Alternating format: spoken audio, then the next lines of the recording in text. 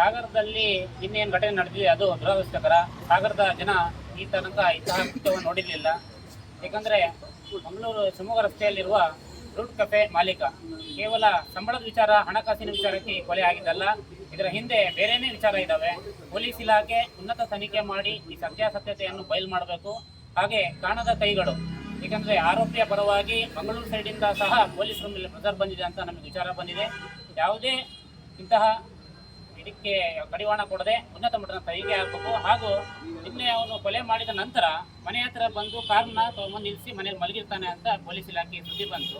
ಆದರೆ ಪೊಲೀಸ್ ಇಲಾಖೆ ಆ ಕಾರ್ನ ಅಲ್ಲಿ ಹಾಜರು ಮಾಡೋದನ್ನ ಬಿಟ್ಟು ಪೇಟೆಯಲ್ಲಿ ತೊಗೊಂಡ್ಬಂದಿದ್ದಾರೆ, ಅಲ್ಲಿ ಇಲ್ಲಿ ತೊಗೊಂಡ್ಬಂದು 2 ಗಂಟೆಗಳ ನಂತರ ಮತ್ತೆ ಆ ಸ್ಥಳಕ್ಕೆ ತೊಗೊಂಡೋಗಿದ್ದಾರೆ ಅಂತ ಸಾರ್ವಜನಿಕರು ನಮಗೆ ತಿಳಿಸಿದ್ದಾರೆ. ಇದಕ್ಕೆ ಪೊಲೀಸ್ ಇಲಾಖೆ ಸ್ಪಷ್ಟನೆ ಕೊಡಬೇಕು. ಹಾಗೂ ಮಾನ್ಯ SP ಅವರು ಸಹ ನಿನ್ನೆ ಸಾಗರಕ್ಕೆ ಭೇಟಿ ಕೊಟ್ಟಿದ್ರು ಈ ಕೊಲೆ ವಿಚಾರವಾಗಿ. ಆದರೆ ಈ ಕೊಲೆ ವಿಚಾರದಲ್ಲಿ ಕೇವಲ ಸಣ್ಣ ಸ್ಟಿಕ್ಕಿಂದ ಹೊಡೆದ, ನೀರು ಕೊಟ್ಟಿಲ್ಲ, ಸತ್ತೋದ ಅಂತ ಹೇಳ್ತಾರೆ. ಆದರೆ ಅದು ಮೃತದೇಹವನ್ನು ನೋಡಿದಂತಹ ಸಾರ್ವಜನಿಕರು ಹೇಳ್ತಾರೆ ತುಂಬಾ ಹಿಂಸಾತ್ಮಕವಾಗಿ ಈ ವ್ಯಕ್ತಿಯನ್ನು ಬರ್ಬರವಾಗಿ ಹತ್ಯೆ ಮಾಡಿದ್ದಾರೆ ಅಂತ ಹೇಳ್ತಾರೆ. ಯಾಕಂದರೆ ಬಿಹಾರದಿಂದ ಕೆಲಸಕ್ಕೆಲ್ಲ ಬರುವವರು ತುಂಬ ಗಟ್ಟುಮುಟ್ಟಾಗಿರ್ತಾರೆ. ಬೆಳಗ್ಗೆ 8 ಗಂಟೆಯಿಂದ ರಾತ್ರಿ 12 ಗಂಟೆ ತನಕ ಬೇಕಾದ್ರೆ ಕೆಲಸ ಮಾಡುವಂತಹ ಅವರು ಶಕ್ತಿಯನ್ನು ಹೊಂದಿರ್ತಾರೆ. ಅದು ಒಂದು ಸಣ್ಣ ಸ್ಟಿಕ್ಕಿನ ಹೊಡೆತಕ್ಕೆ ಅವ್ರು ಸಾಯ್ತಾರೆ ಅಂತ ಜನ ನಂಬಕ್ಕೆ ನಮ್ಮ ಸಾಗರ ಜನ ದಡ್ರಲ್ಲ. ಅದರಿಂದ ಉನ್ನತ ಮಟ್ಟದ ತನಿಖೆ ಆಗಬೇಕು, CBI ಎನ್ಕ್ವೈರಿ ಆಗಬೇಕು ಅಂತ ಈ ಮೂಲಕ ವಿಶ್ವ ಹಿಂದೂ ಪರಿಷತ್ ಬಜರಂಗ ದಳದ ಪರವಾಗಿ ಆಗ್ರಹಿಸ್ತಾ ಇದ್ದೇನೆ. ಹೌದು, ನಿನ್ನೆ ಈ ವಿಚಾರ ತುಂಬ ಹರಡಿದೆ. ಈ ಕೆಫೆಯಲ್ಲಿ ಹುಕ್ಕಾ ಬಾರು ಹಾಗೂ ಕೇವಲ ನಮ್ಮ ಪೊಲೀಸ್ ಇಲಾಖೆ ಗಾಂಜಾದ ಹಿಂದೆ ಮಾತ್ರ ಬಿದ್ದಿದೆ. ಗಾಂಜಾ ಅಲ್ಲ, ಸಾಗರದ ಕೊರೆಕ್ಸ್ ಆಗಿರ್ಬೋದು, MX ಪೌಡರ್ ಅಂತ ಆಗಿರ್ಬೋದು, ಬೇರೆ ಬೇರೆ ವಿಧದಂತಹ ಮಾದಕ ದ್ರವ್ಯಗಳು ಸಪ್ಲೈ ಆಗ್ತಾ ಇದ್ದಾವೆ. ದುಶ್ಚಟಗಳಿಗೆ ಈಗಿನ 8ನೇ ಕ್ಲಾಸ್ 9ನೇ ಕ್ಲಾಸ್ 10ನೇ ಕ್ಲಾಸ್ ಮಕ್ಕಳು ಸಹ ಬಲಿಯಾಗ್ತಾ ಇರುವುದು ಕಣ್ಮುಂದೆ ಇದೆ. ಅದರಿಂದ ಪೊಲೀಸ್ ಇಲಾಖೆ ಗಾಂಜಾದ ಸಹಿತ ಇವೆಲ್ಲ ಪ್ರಕರಣವನ್ನು ಭೇದಿಸಿ ಸಾಗರದಲ್ಲಿ ಶಾಂತಿ ಸುವ್ಯವಸ್ಥೆ ಕಾಪಾಡಬೇಕು. ಹಾಗೆ ನೈತಿಕ ಪೊಲೀಸ್ಗಿರಿ ಪ್ರಕರಣಗಳು ಸಾಗರದಲ್ಲಿ ಯಥೇಚ್ಛವಾಗಿದೆ. ಮೊನ್ನೆ ರಾತ್ರಿ SN ನಗರದಲ್ಲಾಗಿದ್ದ ಘಟನೆ ಆಗಿರ್ಬೋದು, ಆವಿನಹಳ್ಳಿಯಲ್ಲಾಗಿರ್ಬೋದು, ನೆಹರು ನಗರದಲ್ಲಾಗಿರ್ಬೋದು, ಇದಕ್ಕೆ ನೈತಿಕ ಪೊಲೀಸ್ಗಿರಿ ಕೆಲ ಮುಸ್ಲಿಂ ಯುವಕರು ಮಾಡ್ತಿದ್ದಾರೆ ಅಂತ ಎಲ್ಲ ಸಾರ್ವಜನಿಕರು ಮಾತಾಡ್ತಿದ್ದಾರೆ. ಪೊಲೀಸ್ ಇಲಾಖೆ ಇಂಥವ್ರನ್ನ ಕಡಿವಾಣ ಹಾಕಿ ಗಡೀಪಾರು ಮಾಡಬೇಕಂತ ಕೇಳ್ಕೊಳ್ತಿದ್ದಾರೆ. ಏನು ಸಾಗರದಲ್ಲಿ 2 ವರ್ಷದ ಹಿಂದೆ ಒಂದು ಮರ್ಡರ್ ಆಗಿದೆ.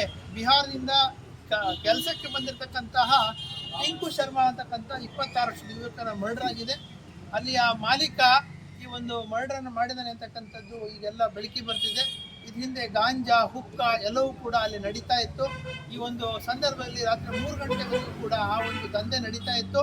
ಮತ್ತೆ ಈ ಒಂದು ಆ ಯುವಕನನ್ನ ಅಮಾನವೀಯವಾಗಿ ದರ್ಶನಲ್ಲಿ ಹೇಳಿದ್ವಲ್ಲ, ಅದಕ್ಕಿಂತ ಅಮಾನವೀಯ ಕ್ರೂರವಾಗಿ ಕೂಡ ಕೊಲೆ ಆಗಿದೆ. ಆ ಕೊಲೆಯನ್ನ ಮಾಡಿರ್ತಕ್ಕಂಥ ಆರೋಪಿಗಳ ವಿಡಿಯೋವನ್ನು ಕೂಡ ಚಿತ್ರೀಕರಣ ಮಾಡ್ಕೊಂಡಿದ್ದಾರೆ ಅಂತಕ್ಕಂಥ ಎಲ್ಲ ಸುದ್ದಿಗಳು ಬರ್ತಾ ಇದ್ದಾವೆ. ಪೊಲೀಸರು ನಿಷ್ಪಕ್ಷಪಾತ ತನಿಖೆ ಮಾಡಬೇಕು. ಬಿಹಾರದಿಂದ ಪಾಪ ಹೊಟ್ಟೆಪಾಡಿ ಬಂದಿರತಕ್ಕಂಥ ಮ್ಯಾನ್ಯುವಲ್ ಲೇಬರ್ಗಳು, ಇವತ್ತು ಆ ಮ್ಯಾನ್ಯುವಲ್ ಲೇಬರ್ಗಳು ನಾವು ಕೊಲ್ತೀವಿ ಅಂತ ಹೇಳಿದ್ರೆ ಕರ್ನಾಟಕದ ಬಗ್ಗೆ ಸುದ್ದಿ ಏನಾಗುತ್ತೆ? ಇವತ್ತು ಬಿಹಾರ ಸರ್ಕಾರ ಕೂಡ ಈ ಸುದ್ದಿ ತಲುಪ್ತಾ ಇದೆ.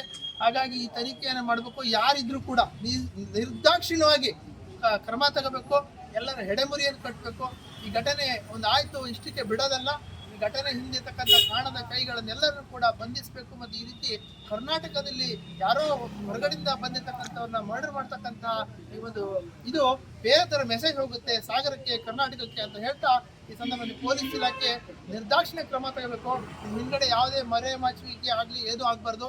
ಹೆಚ್ಚು ಕಡಿಮೆ ಆದರೆ CBI ತನಿಖೆ ಬಂದರೆ ಆಶ್ಚರ್ಯ ಇಲ್ಲ ಅಂತ ಹೇಳ್ತಾ ನಾನು ಮಾತನ್ನು ಮುಗಿಸ್ತೇನೆ.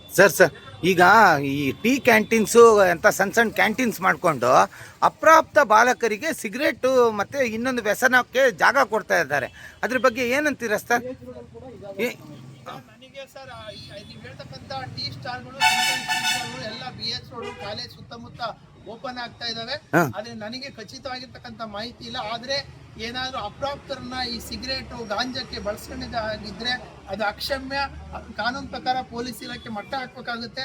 ಮತ್ತೆ ಎಲ್ಲ ಟೀ ಸ್ಟಾಲ್ಗಳನ್ನು ಕೂಡ ಪೊಲೀಸರು ಕೂಡಲೇ ಮಿಂಚಿನ ಕಾರ್ಯಾಚರಣೆ ಮಾಡಿ ಅದನ್ನೆಲ್ಲವೂ ಕೂಡ ತಪಾಸಣೆ ಮಾಡಬೇಕಾಗುತ್ತೆ ಅಂತ ಹೇಳ್ತಾ ನಾನು ಈ ಸಂದರ್ಭ ಪೊಲೀಸ್ ಇಲಾಖೆ ಆಗ್ರಹಿಸ್ತೇನೆ. ಧನ್ಯವಾದಗಳು.